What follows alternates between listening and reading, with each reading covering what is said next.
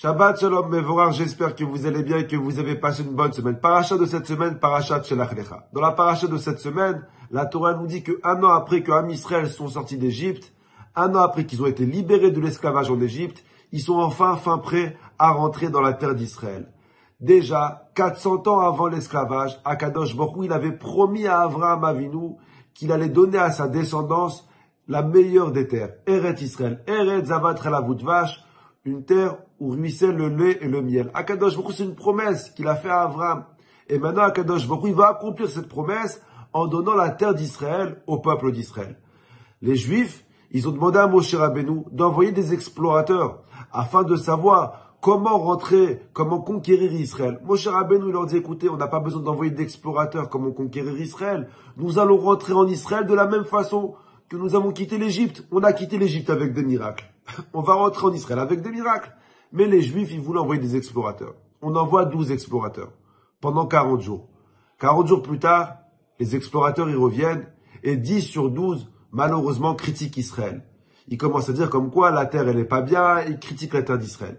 Et le peuple entier se met à pleurer et demande à Moshe Rabbeinu, pourquoi tu nous as libérés d'Égypte pour nous faire mourir dans le désert? Pourquoi tu nous as libérés d'Égypte pour nous donner une terre qui vaut pas le coup? On n'a qu'à rentrer en Égypte. À ce moment-là, Akadosh Baruch Hu, c'est écrit dans la Torah qu'il apparaît à Moshe et Aaron. Et Hachem dit à Moshe, Ad Ana Yansuni, jusqu'à quand ce peuple, il va me mettre en colère? Jusqu'à quand ce peuple, ils n'auront pas confiance en moi? Akadosh Baruch Hu, il dit à Moshe, regarde Moshe, tu es témoin de tous les miracles que j'ai fait avec eux. Je les ai libérés d'Égypte à travers les 10 macotes. Et malgré tout, ils n'ont pas confiance en moi. Je leur ai coupé la mer en 12. Et malgré tout, ils n'ont pas confiance en moi. Je leur ai donné le manger du ciel, la manne. Et malgré tout, ils n'ont pas confiance en moi. Je les ai protégés avec la Hananim, avec les nuées. Pendant 1 an dans le désert. Et malgré tout, ils n'ont pas confiance en moi. Je me suis dévoilé à eux à Matan Torah. Hachem dit à Moshe, je me suis dévoilé ni à Abraham, ni à Yitzhak, ni à Yaakov. Je me suis dévoilé à eux alors qu'ils ne méritaient pas. Pour qu'ils aient confiance en moi. Pour qu'ils me font un peu confiance. Et malgré tout, ils n'ont pas confiance en moi. Akadosh Baruch Hu dit à Moshe, jusqu'à quand? Et Hachem dit à Moshe, laisse-moi. Khalas, ils m'ont saoulé. Laisse-moi exterminer ce peuple.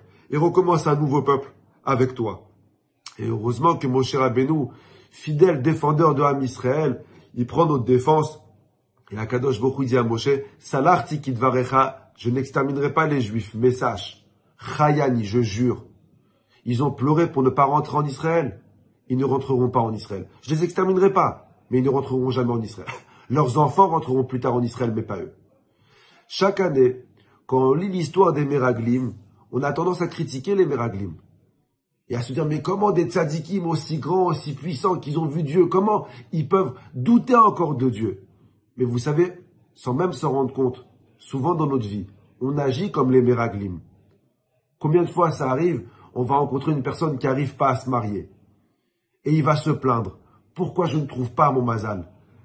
Et tu vas le rencontrer 2 ans plus tard qu'il est marié. Maintenant qu'il est marié, il va te dire, mais pourquoi je suis marié? Et elle me prend la tête. Mon fils, quand tu étais célibataire, tu te plaignais. Maintenant que tu es marié aussi, tu te plains. Combien de fois on rencontre des personnes que quand ils n'arrivent pas à avoir des enfants, ils se plaignent. J'arrive pas à avoir des enfants. Et on a fait des filles, fais ce que tu veux. Et on va le voir quelques années plus tard, quand il a des enfants, et il va se plaindre que ses enfants, ils font trop de bruit à la maison.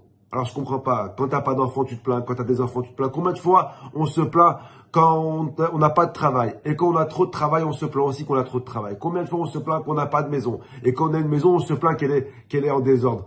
Sachez qu'à chaque plainte qu'on dit sur Akadosh Baruch Hu, alors qu'il nous a donné un cadeau, que ce soit une femme, que ce soit des parents, que ce soit des enfants, que ce soit une maison, que ce soit une parnassa, à chaque fois qu'on se plaint, Akadosh Baruch Hu dit Ad Anayan Tsunyamazé, jusqu'à quand ce peuple, il va-t-il se plaindre?